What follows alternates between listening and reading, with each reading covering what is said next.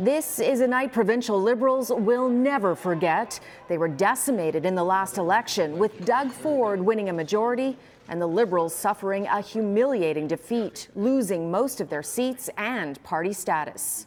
Now the Liberals have to find a new leader, and the first to officially enter the race is a familiar face here at Queen's Park, former Minister Stephen Del Duca. Why should you be the next Liberal leader? Before he answers, here's his bio. Stephen Del Duca was the Minister of Transportation before the last election. He also served as Minister of Economic Development. His riding was in Vaughan, and he says he's been in politics since he was 15 as a volunteer. Now, to his answer. I believe that Ontario can be so much more than it is today. Decisions that have been made over the last number of months by Doug Ford and his friends, I think, are clearly sending our province in the wrong direction. What would you do differently? I mean, your party was decimated in the last election. You lost your seat. It's true.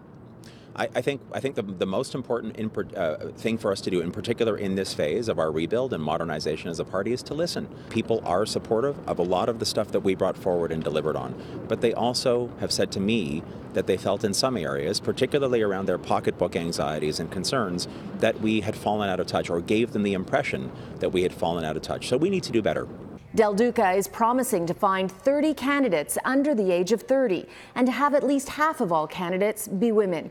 He's likely going to face a fair bit of competition for the leadership job. Liberal MPP Michael Couteau, who survived the last election, has indicated he is running. Other MPPs like Mitzi Hunter, Marie-France Lalonde, and Nathalie Desrosiers have indicated they are considering it. Federal Liberals could be waiting until October's election is over before declaring as well. What qualities will a leader have to resurrect the Liberals from the ashes? Wow.